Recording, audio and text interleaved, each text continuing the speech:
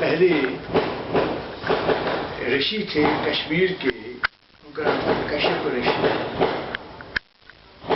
तो कश्यप ऋषि के समय में ये जो कश्मीर था,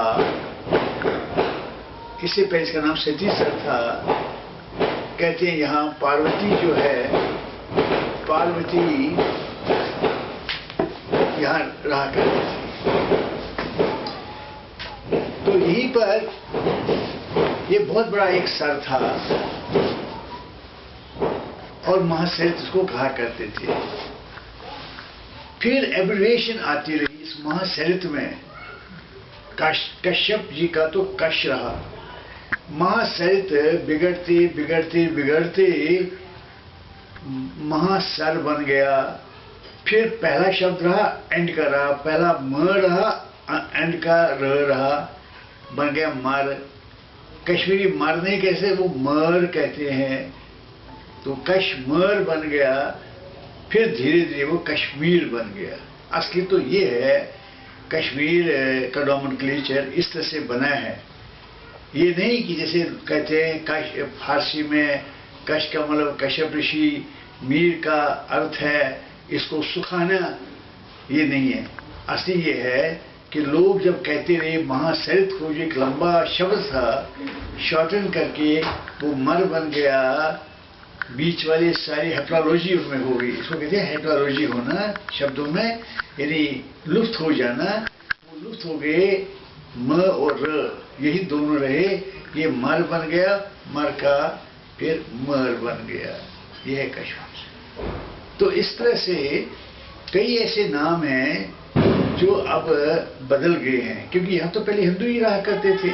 मोहम्मद तो आए नहीं थे, वो तो 12वीं शताब्दी में आए। वो मैंने लिखा है अपनी किताब में कि कैसे मुसलमानों का आगमन हुआ कश्मीर में, और उसके बाद फिर सिकंदर लोदी के उसमें कन्वर्शन हो गई, और फिर उसका लड़का ज़ैनुल-आबिदीन वहाँ पर आ गया, उसकी हुकूमत अच्छी थी।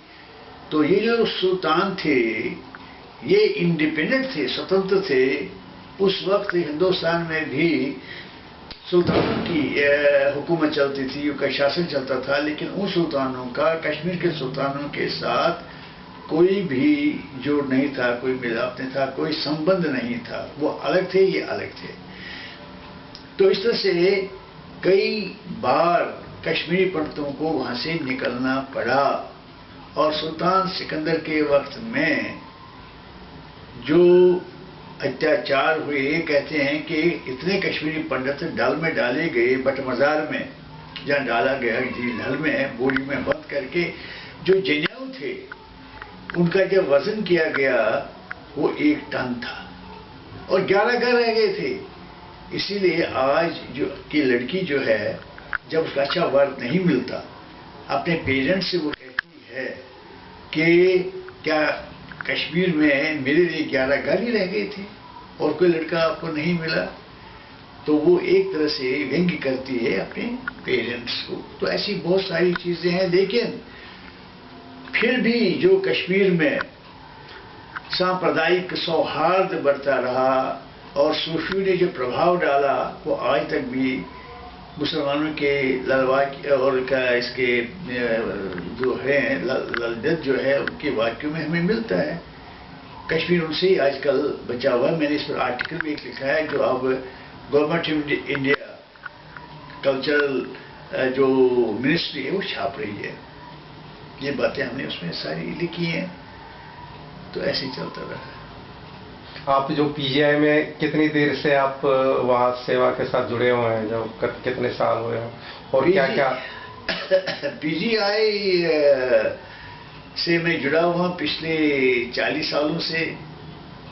मेरे मन में आया कि सेवा करना, क्योंकि 3 चीज़ों में मैं विश्वास करता हूँ। एक तो ज़बान की सत्यता, क्योंकि भगवान जो है ये सत्य है, वो सम है और सब लोगों में उसका निवास है। तो हमारे अंदर भी वो आत्मा के रूप में रह रहा है, वो अंशी है, हम उसके अंश हैं। इसलिए एक ह्यूमन वैल्यू भी है सत्य बोलना। तो सबसे पहले मैं ये कहता हूं कि सत्य जो है वो जबान पर होना चाहिए। दूसरी बात यह है कि हमारे दिल में दया होनी चाहिए, संवेदना होनी चाहिए, दूसरों को देखकर हमारा मन पिघलना चाहिए, करुणा भावना होनी चाहिए। करुणा दो चीजों से बनी है, प्रेम और दया, ये हमारे अंदर होनी चाहिए। और तीसरा है दान की भावना होनी चाहिए। तो इन बातों को मानते हुए मैंने यही सोचा कि जिंदगी को अगर हमने अच्छा बनाना है तो फिर हम इन तीन चीजों का उपभोग क्यों न करें, हम इनको अपनाएं क्यों नहीं। तो हमने धीरे धीरे अपने जीवन में इनको अपनाना शुरू कर दिया और ये भावना पैदा हुई कि हम पीछे में है लोक सेवा करें, क्योंकि लोक सेवा के बराबर और कोई भी ऐसा विकल्प नहीं है जिससे हम अपने जीवन को ठीक बना सकें। तो पहले मैं 10 साल अकेला गया। मैं वहां पेशेंट्स को दवाएं देता रहा, सवेरे शाम को जो दवाएं डॉक्टर को प्रेस्क्राइब करता था मैं दे दिया करता था। फिर मैं साई ऑर्गेनाइजेशन में आ गया। उन्होंने मुझे बढ़ावा दे दिया कि आप ये काम करते चले जाएं और हमारी तरफ से आप यहाँ काम करना शुरू कर दें। धीरे धीरे ऑर्गेनाइजेशन के जो आदमी थे वो मेरे साथ साथ आते रहे और आज मेरे साथ 50 आदमी काम कर रहे हैं। उनके मैंने ग्रुप्स बनाए हैं 6-6, 7-7 आदमियों के, और हम पूरे 7 दिन जाते हैं पीजीआई में सेवा करने के लिए, उनको दवाएं देते हैं। ऑर्गेनाइजेशन लगाता है ब्लड कैंप्स लगाता है। अभी पीछे सितंबर में हमने एक कैंप लगाया था, उसमें हमने 150 के करीब यूनिट्स दिए थे ब्लड के। अभी इस सितंबर में हमने लगाया, 19 सितंबर को हमने लगाया, उसमें 209 यूनिट्स हमने दे दिए पीजीआई को ब्लड के। आप सुना कि आप जो गरीब लड़कियां वगैरह होती है तबके से, आप उनका शादी वगैरह भी करवा लेते हैं? जो गरीब लड़कियां हैं, जो अपने जो माँ बाप हैं नहीं अपने बच्चों की वो कर सकते, शादी नहीं कर सकते, उनकी हम मदद करते हैं और उनको कुछ गिफ्ट्स देते हैं ताकि वो जो एक नया कपल बन जाता है, नवविवाहित जो दंपति बन जाती है, उसके सहारे के लिए कि अपने आप को चला सके, उसके लिए हम कुछ गिफ्ट्स देते हैं जो एक आवश्यकता है एक नए परिवार के को बसाने के लिए। वो जो गिफ्ट दे देते हैं उनका मूल्य या उनका वैल्यू है वो कितने के बराबर है? वो है लगभग 80-90 हज़ार, लगभग 1 लाख रुपए के करीब हम उनको ये गिफ्ट देते हैं। उसमें यानी 2 पलंग होते हैं, एक साइकिल होता है, लड़की के लिए मशीन होती है, लड़के के लिए सूट होते हैं, लड़की के लिए सूट होते हैं, पेटी होती है, कई दफ़ा अलमारी भी दे जाते हैं, मेज़ देते हैं, कुर्सियाँ देते हैं, प्रेस देते हैं, डिनर सेट 51 पीसेस का देते हैं और कई चीज़ें ऐसी देते हैं जो उसकी नेसेसिटी है। आपका जन्म स्थान श्रीनगर ही रहा है? हाँ, मैं तो यानी BA तक तो वही था, कश्मीर में ही मैं पढ़ा करता था, लेकिन MA करने के लिए 45 में मुझे लाहौर जाना पड़ा। आपकी जन्म तिथि क्या? हाँ, यानी मेरी जन्म तिथि है 15 फरवरी 1927। जो लिखित रूप में है वो यही है, कॉलेज में जो रिकॉर्ड है वो ये है 15 फरवरी 1927। तो उस हिसाब से 83 मेरी आयु बनती है और मैं यानी काम करता हूँ, लिखता भी हूँ और लेक्चर भी कई जगहों पर जाता हूँ। अभी मेरी किताब आई है भारतीय सांस्कृतिक परंपराएं और मान्यताएं, और अब और वो इंग्लिश एडिशन भी उसका छप रहा है, वो भी जल्दी आ जाएगा। बाकी मुझे अवार्ड्स मिले हैं, गोल्ड मेडल मिले हैं, तो लोगों ने दे दिए हैं मेरी सेवाओं को देखकर। तो इस तरह से मेरा ये जो काम है वो चलता है। आपका जो है भारत जो एक्सीलेंस अवार्ड जो है पेंगुइन पब्लिशर्स की तरफ से मिला हुआ है, ये मिला है पेंगुइन पब्लिशिंग हाउस हाउस से से मिला मिला। है। जो बहुत बड़ी फर्म है बाहर की है, उन्होंने मुझे दे दिए है। और यानी फ्रेंडशिप ऑफ इंडिया है कोई संस्था होगी या, तो उन्होंने मुझे दिया है इसका भारत एक्सेलेंस अवार्ड। और पेंगुइन वालों ने मुझे दे दिया है भारत एक्सीलेंस। नहीं, उसमें लिखा है भारत एक्सीलेंस अवार्ड। हाँ नहीं, भारत एक्सीलेंस अवार्ड है और एक है दूसरा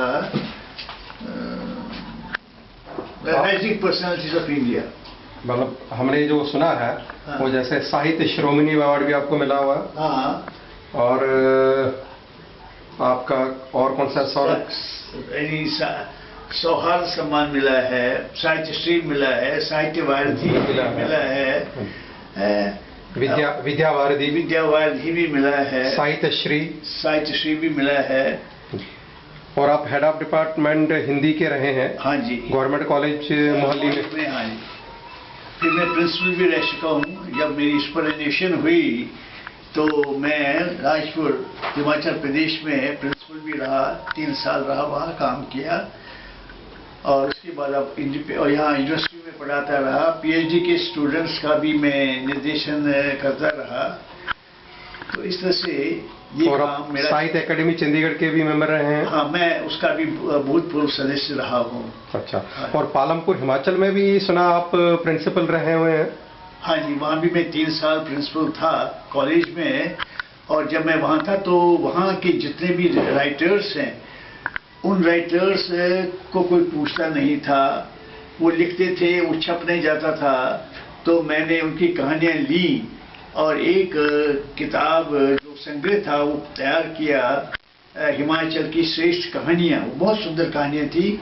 उसका मैंने संपादन किया। संपादन के बाद छप गए और उसके कम से कम 4-5 एडिशंस खत्म हो गए, बिक गए, इतने वो पॉपुलर किताब रही। आप अपने जो कश्मीरी समाज है उसके लिए कोई संदेश देना चाहें? कश्मीरी क्योंकि मैंने कहा कि जिस यानी ट्रॉमा में से वो गुजर रहे हैं, उनको सहन शक्ति से काम लेना चाहिए। भगवान में बड़ी शक्ति है। न्याय तो हमेशा होता है, अन्याय कभी नहीं होता। न्याय उनके साथ अवश्य होगा।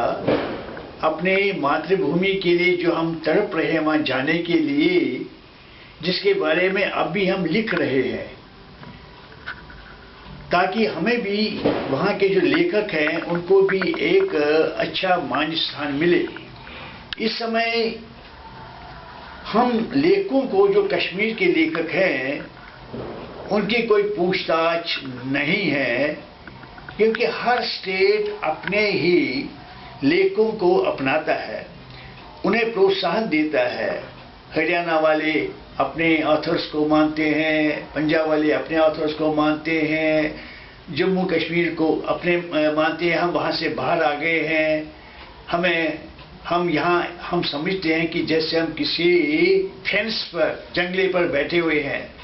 हम चारों तरफ देख रहे हैं, हमारे पास क्या है, हरियाणा भी है, जम्मू कश्मीर भी है, पंजाब भी है। हम तो वैसे चंडीगढ़ में रह रहे हैं, यूटी है। तो देखना यही है कि हम जैसे ऑथर्स को जो वहाँ से यहाँ आए हैं, अलग अलग स्टेट्स में हैं, उनको प्रोत्साहन मिले, ताकि वो अपनी कथा व्यथा जो है उसका वर्णन वो कर सके, हमारे साथ क्या हुआ वहाँ कश्मीर पर, और हम कैसे स्वर्ग को छोड़कर यहाँ पर आ गए हैं। हम कभी नहीं चाहते थे कश्मीर को छोड़ना, लेकिन परिस्थितियों के कारण जो हमें वहाँ से निकलना पड़ गया, हमारे भाई को निकलना पड़ा, वो बड़ा दुखदाई है। उस दुख का निवारण होना चाहिए और लेखकों का एक समुचित जो स्थान है उनको मिलना चाहिए। Thank you.